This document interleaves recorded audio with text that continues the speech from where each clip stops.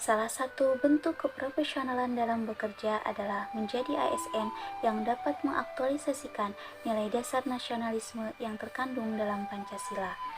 Nilai dasar nasionalisme yang terkandung dalam sila pertama dalam melaksanakan tugas jabatan sebagai pelayan publik diharapkan menjadikan Tuhan, agama, dan kepercayaan sebagai landasan rohani dalam bekerja sebagai pelayan publik, serta dapat membentuk bangsa yang agamis dan mampu membedakan baik dan buruk, halal dan haram, serta yang hak dan yang batil. Berikut pemaparan wujud nyata aplikasi nilai dasar nasionalisme sila pertama yang dapat dilakukan oleh ASN sebagai pelayan publik. Sila 1. Pancasila berbunyi ketuhanan yang Maha Esa. Dasar nasionalisme yang terkandung adalah Tuhan, agama, dan kepercayaan sebagai landasan. Hasil yang dicapai adalah bentuk bangsa yang agamis dan membedakan baik dan buruk. Aplikasi nilai dasar nasionalisme sila pertama, hormat pada hak orang lain. Musyawarah dengan masyarakat merupakan salah satu bentuk pelayanan publik. Menghormati orang lain ketika bermusyawarah adalah dengan menghargai orang lain yang menyampaikan pendapat, lalu memberikan izin anggota musyawarah untuk melakukan ibadah. 2. Beretika. Etika merupakan salah satu hal penting yang diajarkan dalam agama. Pelayanan publik yang beretika misalnya menyapa dan bersikap ramah tamah ketika melakukan pelayanan publik. 3. Pelayan publik yang tidak korupsi. 4. Bersikap sabar. Sabar merupakan hal yang diajarkan oleh agama dan harus dilakukan ASN sebagai pelayan publik untuk menanggapi seluruh persoalan yang tidak dikehendaki. Rukun. Mengembangkan sikap rukun dan hormat menghormati dan tetap bekerja sama walau menganut kepercayaan yang berbeda. Itulah beberapa contoh aplikasi nilai dasar nasionalisme sila pertama.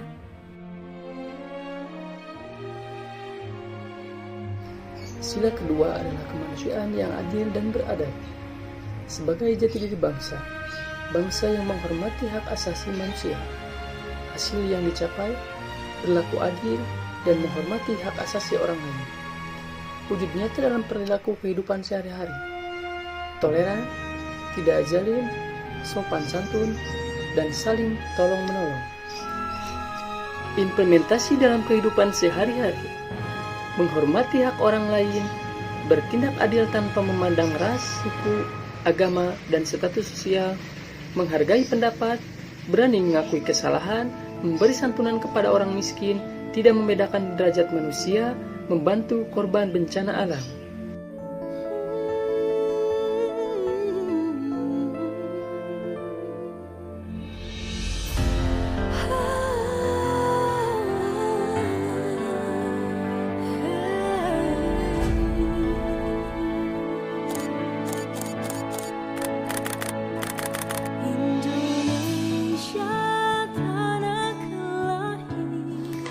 Sila yang ketiga yaitu Persatuan Indonesia.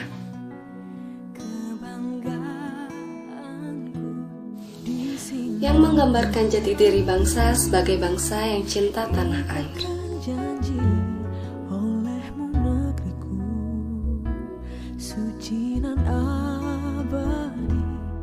Dengan hasil yang dicapai adalah yang pertama, siap sedia membela bangsa. Yang kedua, siap sedia membela kehormatan bangsa. Dan yang ketiga, siap sedia menjaga kesatuan dan persatuan. Kemudian ada wujud penerapan sila ketiga dalam perilaku sehari-hari.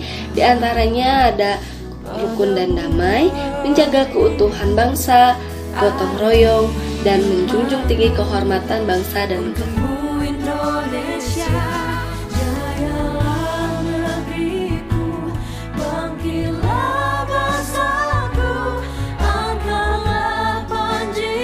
Gotong royong merupakan salah satu sikap kesatuan dan persatuan yang dilakukan secara bersama dan bersifat sukarela dengan tujuan untuk memperlancar suatu pekerjaan agar menjadi mudah dan ringan.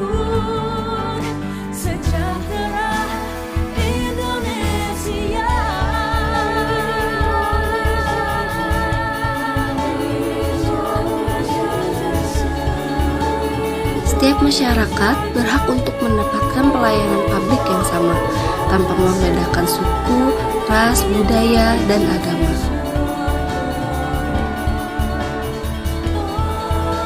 Kolaborasi dengan dan di antara warga negara ini merupakan perwujudan sila persatuan Indonesia. Warga negara dipersatukan dalam sebuah program pembangunan yang berbasis masyarakat, di mana masyarakat diposisikan sebagai subjek dalam pembangunan. Sila keempat sebagai nilai dasar nasionalisme adalah kerakyatan yang dipimpin oleh hikmat kebijaksanaan dalam permusyawaratan perwakilan. Dengan jati diri bangsa adalah negara yang demokratis, sedangkan output yang ingin dicapai adalah tidak memaksakan pendapat, tidak anarkis, tidak menghalalkan segala cara, dan menerima pendapat orang lain. Sedangkan implementasi dalam kehidupan sehari-hari adalah saling tolong-menolong, bermusyawarah ketika ada masalah, mau mendengarkan kritik dan saran, dan juga berusaha untuk mengamalkan nilai sila keempat ini dalam kehidupan sehari-hari.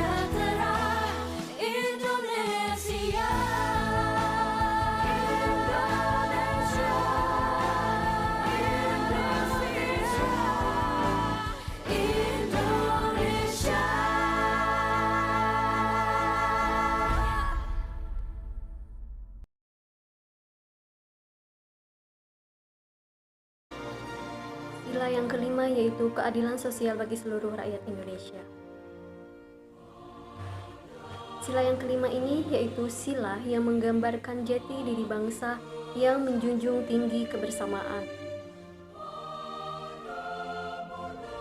Hasil yang diharapkan dapat dicapai dari pengimplementasian sila yang kelima ini yaitu sikap tidak mementingkan diri sendiri, sikap memperhatikan nasib orang lain, sikap gotong royong, dan juga prinsip ringan sama dijinjing, berat sama dipikul.